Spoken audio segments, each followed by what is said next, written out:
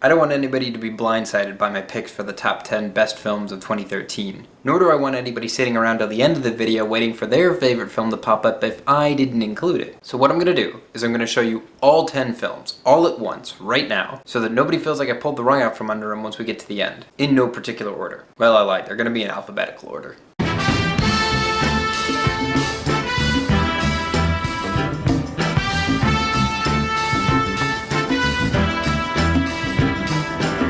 What?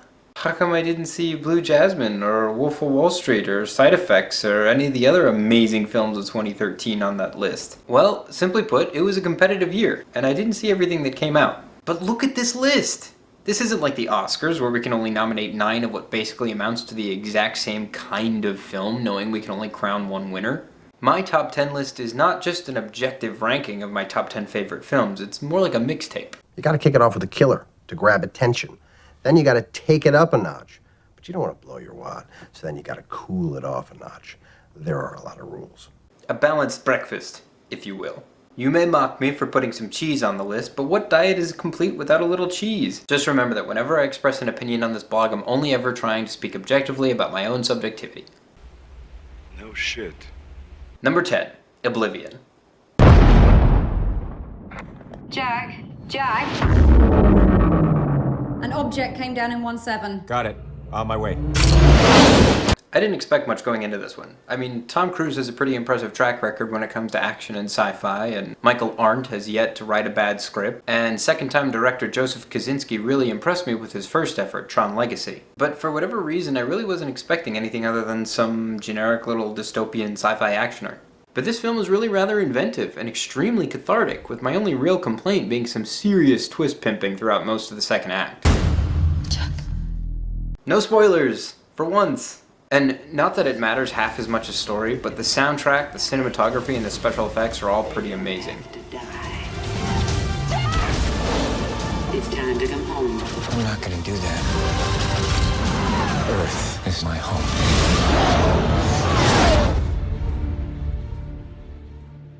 Number 9. This is the End.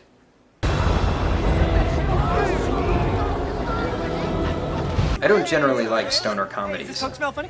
Oh, fuck, Michael! Fuck! Or postmodern, self-referential humor, for that matter. Dude, Siegel's dead, Krumholtz is dead, Michael Cera's dead. Yes, if Michael Cera's gone, it's not a total loss, huh?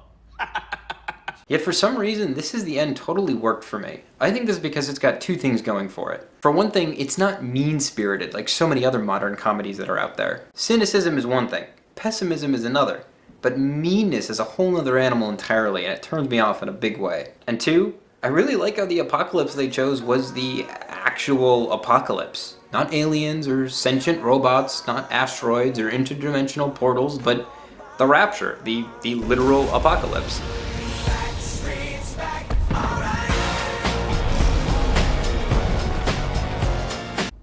I haven't led my life as though there's a God this whole time. Who fucking saw that coming, that there's actually a God? I'd say 95% of the planet. Number 8, Captain Phillips.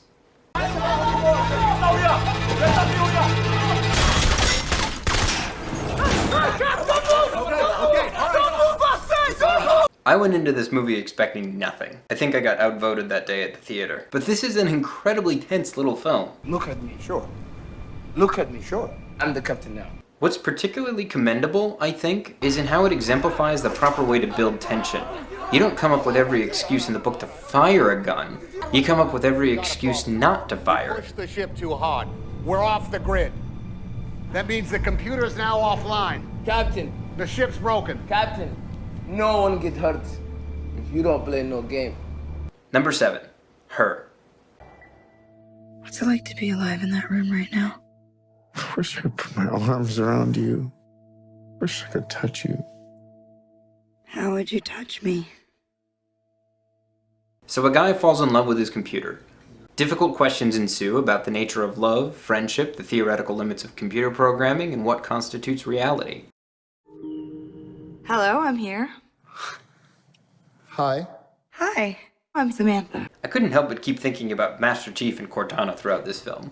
Some disturbing fanfic notwithstanding, we all wanted those two crazy kids to get together someday. How brilliant is it that they made Joaquin Phoenix's job to be a note writer for people who are too lazy to write their own love letters to their romantic partners? It begs the question, is his relationship with Samantha more real than what his clients have with each other? Maybe. Maybe not. Maybe fuck yourself.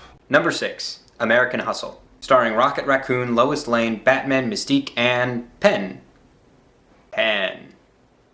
Most people, all they talked about when it came to this film was the performances, and I did enjoy them. Even Jennifer Lawrence, who I think was way too young for this part and still somehow managed to rock it. But can we all please, as a society, come up with a benchmark measurement for great acting that's more nuanced and mature than, hey, they've got cool accents? This film is on the list because I love con movies. One thing I was hard-pressed to find before I actually went and saw this film was a proper plot summary. The trailer was interested in showcasing little more than the crazy hair pieces and Amy Adams' neckline. Not that I'm complaining.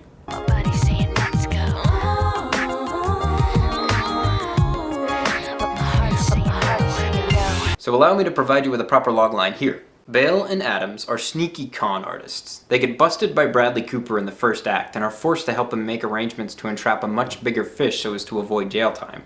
The mayor of New Jersey, played by Jeremy Renner's hairpiece. But Bale and Adams don't want to cooperate. They really like the mayor. And Cooper is really a lot crazier than he originally let on. So they decide to try and pull off a con within a con within a con to see how much they can ultimately get away with. We gotta get over on all these guys. And it starts off with the greatest disclaimer in recent movie history. Number 5, Dallas Buyers Club. Remember what I just said about coming up with a good benchmark measurement for defining great acting? Here it is. Don't worry about it, all right? Rule number 1, this is the what can you touch and not touch rule. Can you touch it? Can you touch it?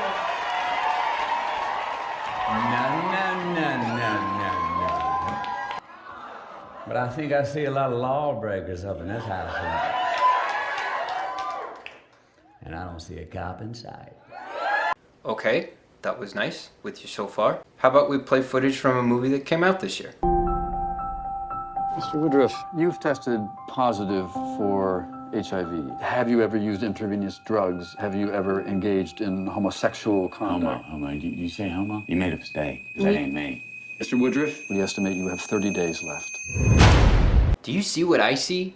Great acting isn't about funny voices or transforming yourself for a role. It's primarily about one thing.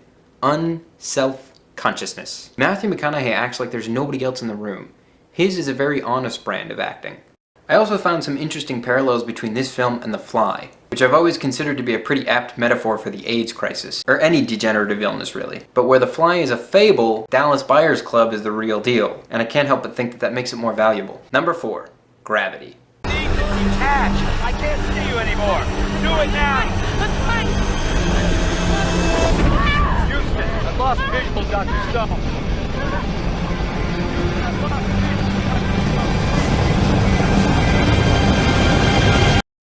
Between Gravity and Interstellar, which comes out later this year, I'm hoping Hollywood will single-handedly revive interest in the American space program once again. What would be shocking to our great-grandparents is not that we would travel to the moon just 66 years after inventing the first heavier-than-air flying machine, but that we would go there and lose interest within 3 years.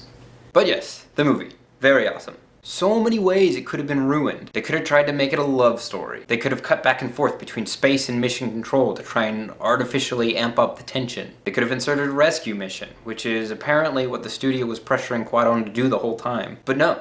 What we got was a lean and mean 91-minute love letter to the human spirit, which totally avoided becoming an after-school special, and made space scary again.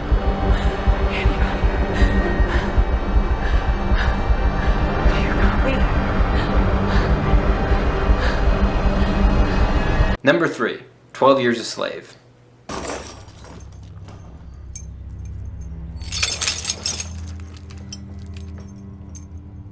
I had reservations going into this movie, because my favorite reviewer on the internet called it torture porn for intellectuals, and I was inclined to believe him, judging by the trailer. Was it white guilt that was propelling it to the top of everyone's top 10 list? Turns out, no. Yes, every scene was kind of specifically manufactured to crush the viewer's heart, but I wouldn't call it torture porn, simply because, unlike the Saw franchise, the events depicted in 12 Years a Slave actually happened. And did they not see how exhilaratingly bittersweet it was when Northrop was finally reunited with his family? That does not count as a spoiler. I didn't just reveal anything that isn't given away by the title. Now we come to the penultimate selection on my list, for which I make no apologies. Number 2, Pacific Rim.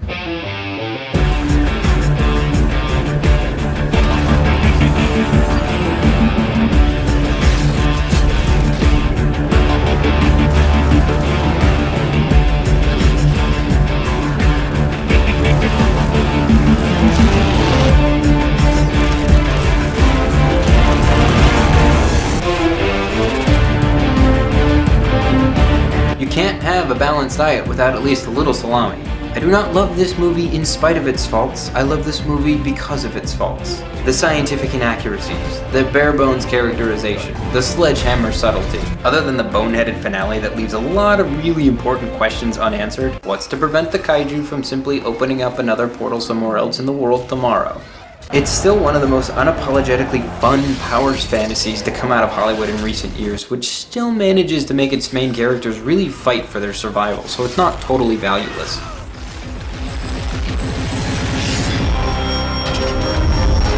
And this little girl needs an Oscar.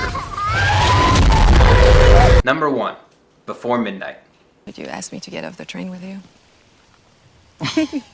Well, I mean, you're asking a theoretical question. I mean, what would my life situation be? I mean, technically, wouldn't I be cheating on you? Okay, why can't you just say yes? No, I did. I said, of course. I wanted you to say something romantic and you blew it. Before Midnight is far and away my favorite film of 2013, and the best film of the Before Sunset trilogy, simply by virtue of sporting more conflict than the other two combined. For those of you unfamiliar, this film is basically one terrific fight, played out over the course of one very unhappy day in the life of Jesse and Celine as they vacation in Greece. I say one fight, even though most people might think of it as several, because that's the nature of fights. This is the most organically presented argument I've ever seen in a film. It's not just one long shouting match. There are stalemates and ceasefires, ebbs and flows, jokes and jabs, make-ups, make-outs, and make-screaming fits. You are the fucking mayor of Crazy Town. Do you know that? You are. Remember when I said a few videos back that fights between couples do not necessarily mean that the relationship is ending? This is another exemplary example of that. How do couples actually navigate serious disagreements? How do we resolve cross-purposes with the loves of our lives? This film seeks answers to those questions, and even though the two leads say some pretty hurtful things to each other, I fucked up my whole life because of the way you sing. It's not ultimately mean-spirited like so many other Debbie Downer takes on long-term relationships out there. That guy, you vaguely remember the sweet romantic one that you met on a train? That is me. This series just keeps getting better and better, and I await the 4th installment, Before Noon, with bated breath, coming spring 2022 to a theater near you.